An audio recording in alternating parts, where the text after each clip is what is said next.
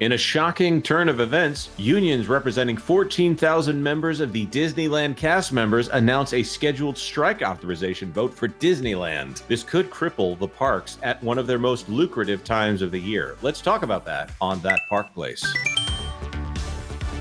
Hello, I'm Jonas J. Campbell, an investigative reporter for That Park Place, and here with me is the man that I go to for all of my Disneyland questions, Mr. VashSky. Vash, insert joke here. You doing all right? I'm doing just fine, actually, having come off of an amazing live stream that we hold on T3PO every single Tuesday at 2:30 p.m. Eastern. I believe, Jonas, this was breaking news at the time that we covered it. Now, with a little bit of benefit of time, we've been able to do a little bit more research on this, and boy, oh boy, do we have comments and thoughts. Yep, that's right. First of all, let's go to the tweet that made me aware of it from several helpful people out there. This from Zero Hedge. Disney cast members announce strike authorization vote. Union representing 14,000 members announce a scheduled strike authorization vote for Disneyland cast members. Now, we'll translate this into a bit of it more of a media-friendly take here. 14,000 Disneyland cast members will vote in the next 10 days on whether to authorize a strike. This is July 9th. At 1:10 p.m. So this might actually be closer to 4:10 p.m. Eastern time where I'm at.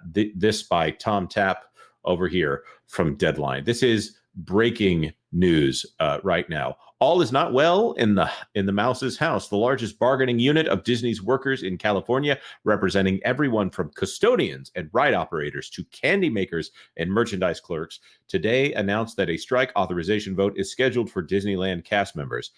Originally, we had thought that this was only performance-type cast members, like those that might be in costume, even though all of it is called costume.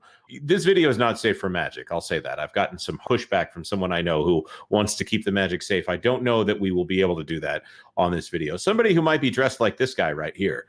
Those cast members are who we thought it was. Or maybe the people who are doing shows as Marvel characters. Those are the people that we thought might be striking or voting whether or not to strike. But this sounds like everybody might be striking. Vash? Yes, this is a lot. You got to think the Disneyland Resort right now has anywhere between, I believe it's like 28,000 or 32,000 cast members. So 14,000 cast members, it's basically half of the entire resort. And anybody not actually part of this union is likely to be part of others. This is a tremendous amount of labor that is basically saying, hey, you better give us our due or else we walking. And this is at a terrible time for Disneyland Resort because they're obviously suffering from attendance issues. You have D23 Expo coming up in what?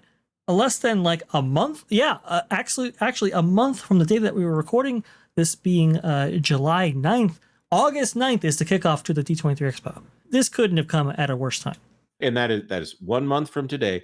Many things at the park are shut down right now out there in Disneyland specifically. Obviously, we're still hearing about things that are being shut down in Walt Disney World. If we're being as kind as possible to the park itself, they are shutting things down so that they can do repairs. But right now, the Haunted Mansion is down, and it sounds like it will not be returning in its full form until sometime next year. Obviously, Splash Mountain is down out there. Great Moments with Mr. Lincoln is down out there. There are many things that are shut down, and there are also things that are going away.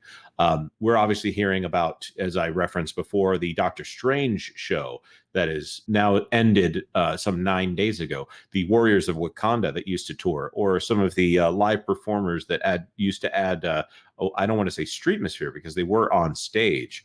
But Disney is cutting back on item after item. And I would say it's death by 1,000 cuts, but all of those 1,000 cuts appear to be coming at the same time out here. So I don't know. Part of me wonders if this is the perfect time for these cast members to strike so they can get it supposedly out of the way, because nothing appears to be going on out there. Obviously, we just got off of this July 4th weekend where the question is, where was everyone?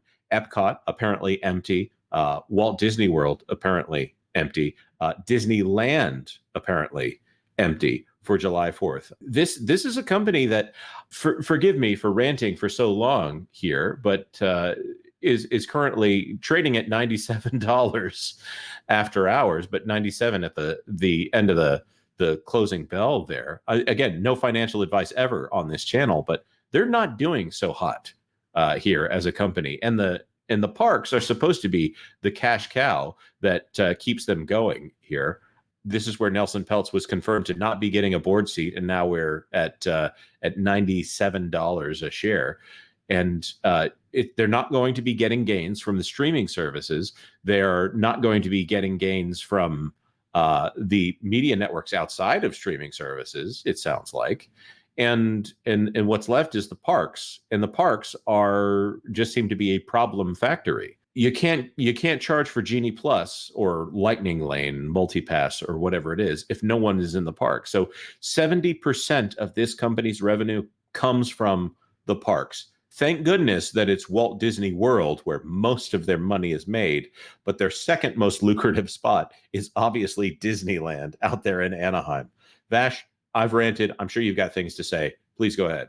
Oh, no, I was just going to say that Maisted actually had a big update on Monday going into some of the financials as related to Disneyland Resort, and said that, hey, this attendance that we have been seeing, this lackluster attendance that we've been seeing, not just in Walt Disney World, but also affecting Disneyland, that does affect the financials. That does affect, how much money is allocated for big projects and so forth, or renewed investment, or even, when it comes to some of these contracts, to some of these, union disputes and so forth. It's, how much is the company going to allocate towards a given resort, given its financial productivity towards the company's finances. These are all considerations that they make, and right now, I just don't know where the money is necessarily coming from, because at Walt Disney World, we know that attendance is just unbelievably bad. I mean, it is just the worst that we have seen for quite some time. We also know that, maybe this goes into 2025 with the opening of Epic Universe.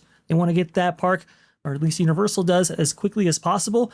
There might be some cannibalization there, so some of these stagnant effects might linger for a while there. Disneyland, I don't know if there is hope on the horizon, especially given the economic climate that exists right now in the Southern California region. I think you're right, especially that's something that we've brought up previously, and I believe you brought it up on T3PO Live, that there's an economic environment in Southern California right now that people are hurting, and the survive till 25 motto that you've brought up, where people are trying to wait out whatever is going on in Hollywood and hope that things will revive if they can get to 2025. Now, obviously, Skydance and Paramount, they're talking about boosting film production when they get out there. Disney has said that they are moving in the other direction. They were putting $30 billion into content several years ago. Now they're at $24 billion. Presumably, a lot of that would be funded, not necessarily all in Southern California, but there's a reduction there in Southern California and anywhere else that they can film that is cheaper. There, the entire film industry, which is centered not in Anaheim but near Anaheim, is suffering out there. So everyone is feeling the heat out there, and you have these cast members who have been subjected to pretty awful circumstances, according to what we're hearing. This is not the same unions that just unionized. Well, maybe part of it is. We're hearing about cast member treatment with this poor girl who says that her eyes were actually dyed black by her costume. This is, I believe, a different union than all of that, but this is a collection of unions altogether, or costumes injuring people. We're hearing stories, and the videos obviously are out there of guest interactions being the worst that they've ever been. On the guest side, guests are becoming more aggressive, perhaps as a result of paying more money and Disney lowering standards. We're hearing that cast members are not trained as well as they used to be. The threshold for getting into the company has been lowered. And I'm not trying to say that the people who are new are not as good, but they don't know as much about how Disney did things in the past, the reputation of Disney. So you have guests that are coming in, they're paying a premium price, and they are hearing about this legendary Disney customer service, and they're getting something that is not the same as what they are expecting, creating an untenable situation in the parks, which I'm going to say probably leads to cast member unhappiness, unless you've got some pretty whacked out in the head cast members out there. at the parks. I just feel like this is a pot that is boiling over here, and it's about to get worse. Oh, it's about to get much worse. With 14,000 cast members who are looking to strike, there's no way that the operations at Disneyland Resort can continue with that outstanding. They're going to have to come to an agreement, and come to an agreement quickly. Also, too, those entertainment cast members are very interesting. They're in a very big predicament. Like you said, Jonas, they're part of the entertainment industry as a whole, right? You know, they use, let's say, Disneyland as like a side gig, or in order to get themselves well known in the industry before moving over to a Hollywood centered job, right? But that they live in amongst that area. Again, that economic hit there has been affecting them particularly bad. This is why, you know, they've been wanting to not only improve conditions within the resort area, but also get higher pays and so forth. The issue, I think, from the company's standpoint is they're already looking at enhanced labor costs and so forth. I think Hugh Johnston actually stated that, I believe in the article that you shared earlier, they actually have a quote from Hugh Johnston saying that a lot of their costs that they've been incurring as of late have been labor related in terms of those increases. So they're wanting to keep the economic investment that they shell out for the parks as low as possible. Something's got to give, and I'm not sure what that is, but there's not a lot of money to go around to necessarily, you know, keep everybody employed and proceed as they have in years past. Yeah, something has to be taken off the table, I would think. Just so everybody is aware of what they're saying here. In May, Disney cast members filed unfair labor practice charges against Disney on behalf of 14,000 workers at the resort for unlawful discipline, intimidation, and surveillance of union members exercising their right to wear union buttons at work. Well, you know, they were on stage. This is a controversial issue here, but I can understand it. The charge relates to more than 675 cast members and are currently being investigated by the National Labor Relations Board. Our goal for negotiations has always been to reach an agreement with Disney, one that provides cast members with wages they need to live in Southern California. It's a tall order right there, by the way. One that Disney should be able to meet, considering the prices they charge. The respect they deserve. For years, they've dedicated to the company, and an attendance policy that works for everyone while keeping park guests safe. Read a statement of the Disney Workers Rising Bargaining Committee. But instead of working with us toward a fair contract, Disney has engaged in multiple instances of conduct we allege are unfair labor practices, including unlawful discipline and intimidation and surveillance of union members exercising their right to wear union buttons at work. We know these actions are only an attempt to stop us from exercising our rights and saddle us with a contract that perpetuates the status quo at Disney. Workers involved include bakery, confectionery, tobacco workers, and grain millers. Local 83, Service Employees International Union, United Service Workers West, the Teamsters Local 495, and United Food and Commercial Workers Local 324. This group does not include cast members who perform as characters or dance in parades, and the host, leads, and trainers who work alongside them. Those workers voted to unionize with Actors Equity Association in May. Well, this is right on the heels of a giant expansion, the Disneyland Forward project. Obviously, Disney is, they presumably have the funds that they were going to use here. I wonder, of that $60 billion that they said they were going to spend over 10 years, how much of it that was actually going to go towards paying their workers. This is the problem when Disney talks about record revenues, is right after that, the people who are working to help secure those record revenues are going to wonder, hey, why am I not receiving some of those revenues?